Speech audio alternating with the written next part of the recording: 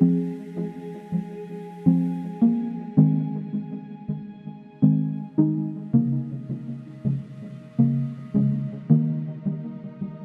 is the journey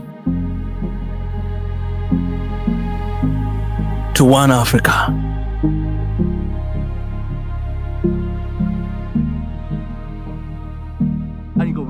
Why do you love Africa when you are a Tanzanian? Kwa sababu, because before you are a Tanzanian or Kenyan or South African, but you're an African. But I'm Korean, but I don't like Asia. The reason is this. Because Chinese in Asia, Japanese in Asia, we many fight. I understand that. But in Africa case, before Tanzania, before Kenya, all of us were just one people. We had kingdoms. Not of so. We didn't have countries. But the African countries, they still fought each other, right? Didn't it? No, it's not in there. 대부분 이제 그 it was there, but it was not because of Africans. Because of colonizers. Wow. You understand? Amazing. Because of them, we fought. But right now, that's why my mission, I say, Uri Mokpio, Africa Hana Twelve. Uri Yanare Hana Yoso. We were one. But because of colonization, because of like Tokyo Saramdil. Because the Westerners, the Europeans, they split the countries. They split the continent. So you go Nara like 50 ocean negative. You go I see. Kanda Yanara Nini, you don't Nara of Soso. Uri Kanyang Kingdom money Soso.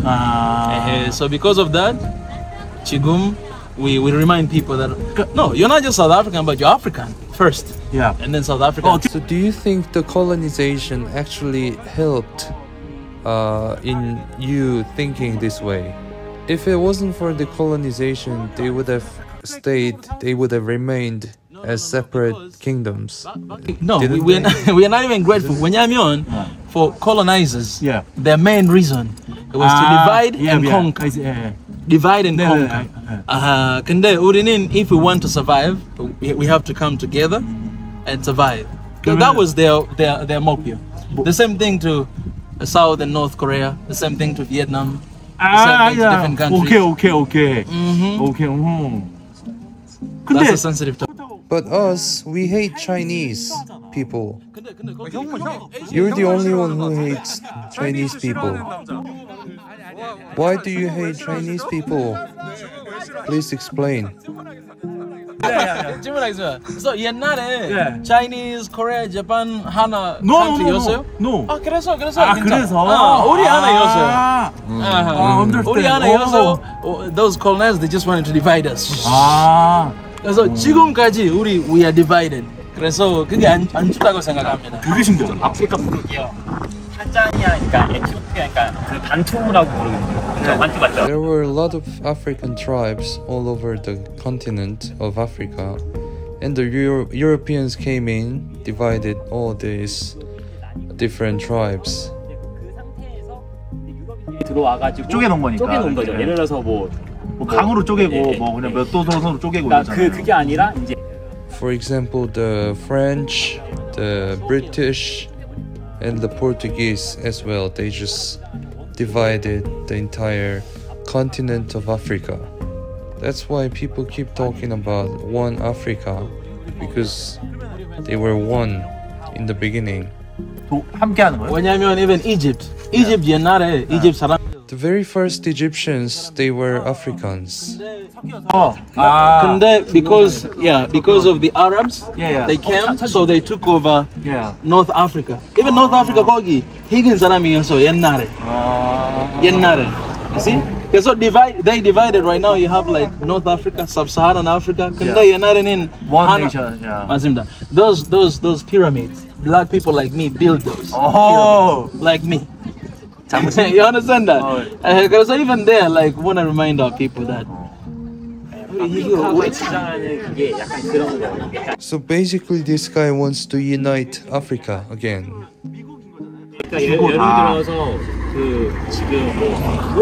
So, for example, Europe has the European Union, and United States of America is United States, and even in Arabian countries, they have UAE.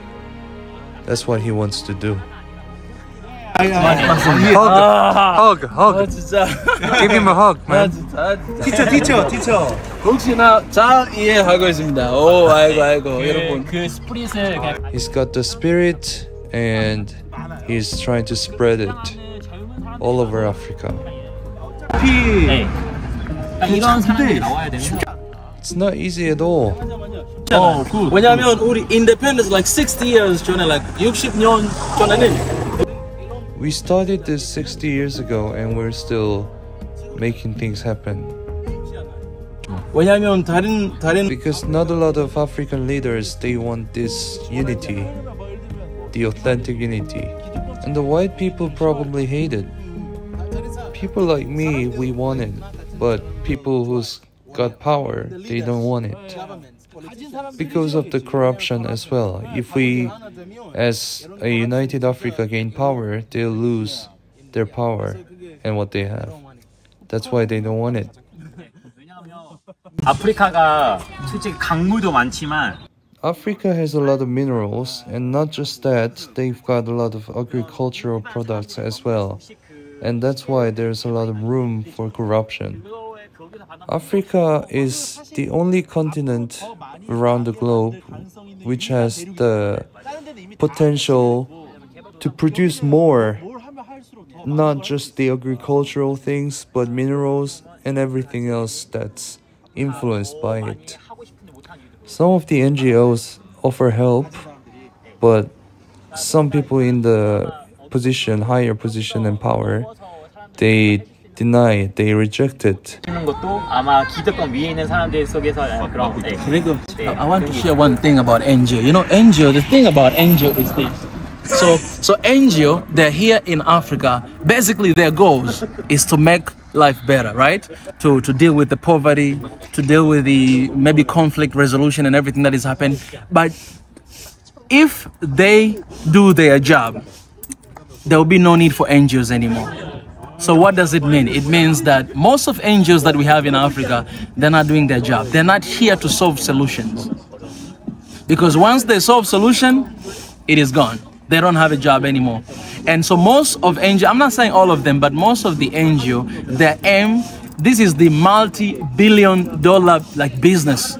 A lot of them. For example, I'll give an example of what is happening in Congo. I've been talking about this all the time. You have UN peace breakers. I always call them UN peace breakers because in Congo, they've been there for over 30 years, but they've always been wars.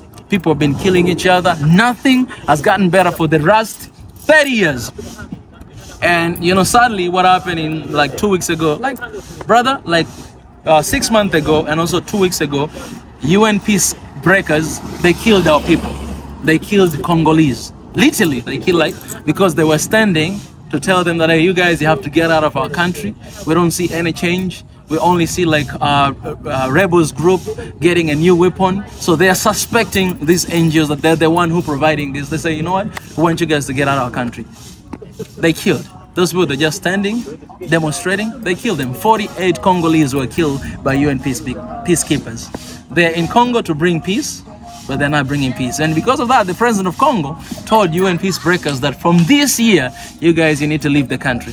Because you've been in the country for over 30 years, but you have not brought peace to our country. Leave us alone. We're going to bring peace by ourselves. So my message to all the NGOs in Africa, what is the real reason you're here in Africa? Are you here to bring about a solution, or are you here to create solution so that you may look like heroes?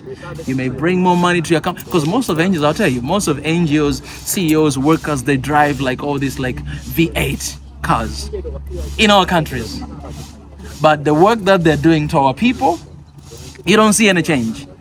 They have a lot of money because they always receive loans and aid from here and there. They just prosper. But what about the people? They only take the image of our kids. They don't have clothes. They have flies moving around their nose and their mouth. They take those videos. They share. So people, when they look at Africans, they're like, oh, those guys, this is kind of life they're living. Oh, it's very sad. It's very sad. They use that image to get money from them. But when they come here, they don't get the job done. In fact, most of them, they live in the cities like this. They don't really go to the countryside. The problem of water, the problem of electricity everywhere. These guys, most of NGOs, they're there to actually bring about that solution, but they never bring it. So what are you really here? What are you doing in Africa? That's why it is the time. I believe the day that Africa is going to wake up and kick the NGOs out of Africa, Africa will be much safer than the way it is today. Because we have evidence and we have our people being killed every single day by them simply because they're standing against them. So African, please wake up. Don't think that NGOs are going to solve your problems. Don't think about West. You think they're going to solve your problems. Oh, Chinese are going to solve your problems. No, they're not going to solve your problem. You should clean your own house. You have to clean your own house. You have to solve your own issues because nobody else cares about you but you. All right. If we're not going to protect our families, if you're not going to stand for Africa, nobody else will, man. So if you're not going to love Africa, nobody else will love instead of you. I lived in Korea, man. I've seen how Korean people love their country, how they work day and night, 24/7. Most of them, man, they live outside in US. Most of leaders today in South Korea, they lived before they started in the US, but they moved back to their country to build the economy. Look at where it is today. 50 years ago, South Korea and Tanzania were the same level economically. Look at where they are today. But because they went back home and brought about change. Where are you Africans? Most of elites Africans, people with great minds, you know what? They're working in Google, Apple, and all those big companies outside of Africa. Who is here to bring about change? Most of them, they get scholarship. All those elites Africans, they go outside. So what about the rest? People who, they're not elites or they're not genius, they're not here. They don't want to work here for the continent. Today, if you go to UK, you'll find more than 13,000 Nigerian doctors working in the UK and USA. What about in Nigeria? Local Nigerians are dying because they don't have doctors. What are you guys doing there? It's my request, it's my call to all Africans outside of Africa. Come back home and bring about change to this beautiful continent, man. If you're not going to change that, nobody else will. And I'm telling you, the end will be barred than where we started. Than where we started a long time ago. So, man, I don't know, man. Sometimes this frustrates me because it's very easy to change this continent. My brother, it's very easy. Very easy. Just come together, be one people, forget about your differences. All right, you can have your president, but we need to have the same strategy. When we come to negotiate with the US, we don't have to negotiate like each country, 54 countries. No, that's why. Do you know why United States of America is one of the strongest economies in the world? Because it's USA, United States of America. European Union, those guys, they were fighting with one another more than 100 years. They were killing each other, but they realized that, okay, we need to come together, we need to unite if we want to develop our country. So they come together, they form European Union, and they're the ones that are taking advantage of Africa today. You have UAE, United Arab Emirates. They came together. What about Africa? We're still divided, and they're still taking advantage of us. Everybody's here. Turks are here. Chinese are here. Americans are here. France are here. Everybody's coming to Africa to take this piece of this Africa, man. And what about Africans? We're leaving. We're running away from the continent. This is our motherland. This is where my kids will live and my grandkids will live. I must protect with everything I got. I cannot do this alone. All Africans, we must join our hands together and do that together. One Africa in our generation. One Africa right now. So, actually I did not even take it. So let me take it again. You? Yeah.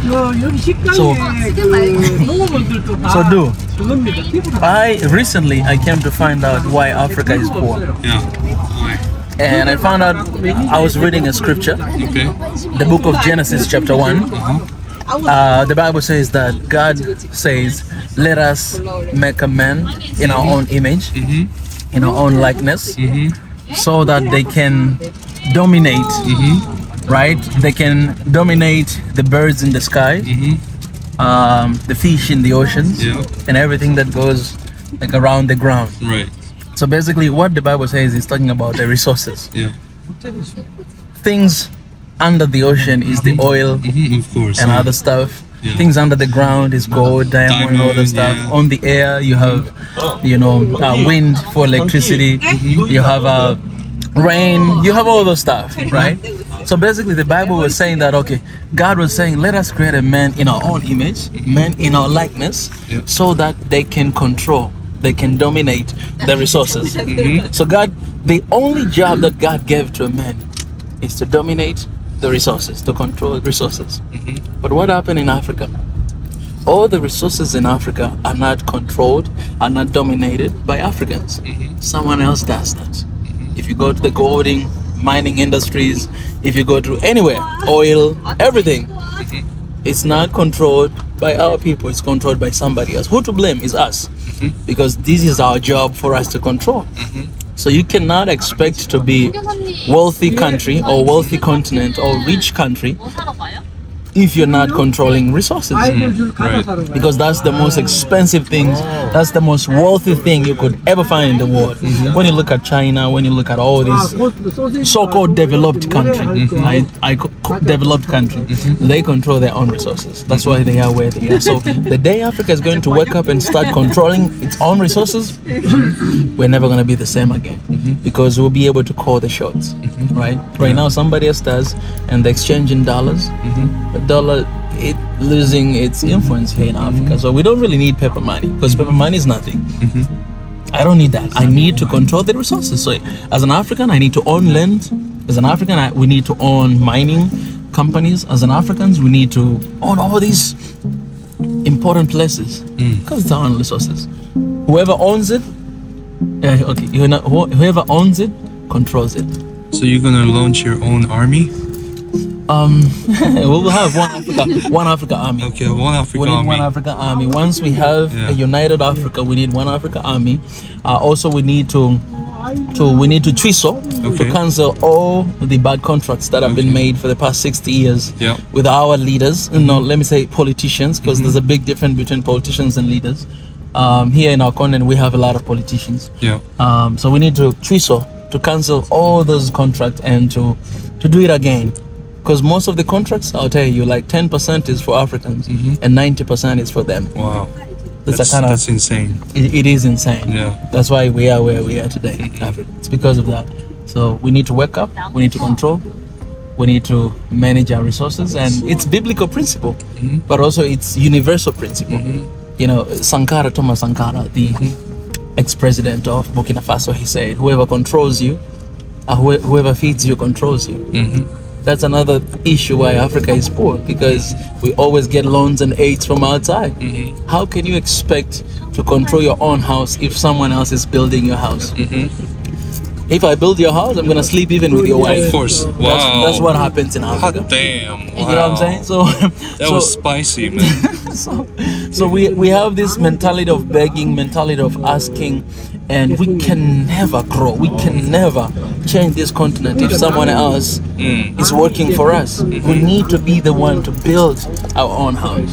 I'll tell you, I mean, you know the history of China. You know the history of China. It used to be a very poorest country back in the days, but until they realized that, like, you know what, they're not perfect. You know, they have a system but at least it works for them. Who are we to judge? You know what I'm saying? And in Africa, the same thing. If we're going to wake up and say enough is enough, we're tired of how we've been living this kind of life. We're tired of being victimizing ourselves. We're tired of being seen as, you know, poor, as, you know, useless. We don't have influence in this world.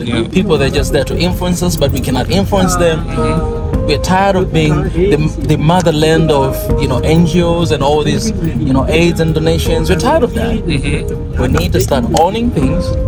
We need to start creating things for the next generation. So is this like an official announcement of a potential coup in the future? No. Let me just end. Yeah, you need to get it right. Yeah, you need to get it straight. No. You might get assassinated by FBI. Hey, you know what? And that's another thing. You know, we need to come together to be able to defend ourselves, because the reason why Africa is not weak, but the reason why we seem to be weak is because we're divided.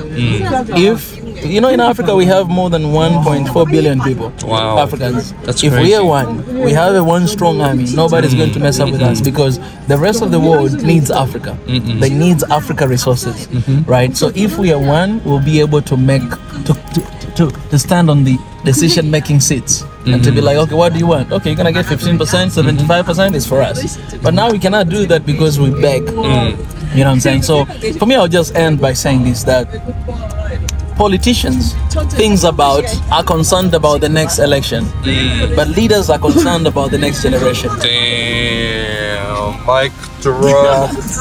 Damn.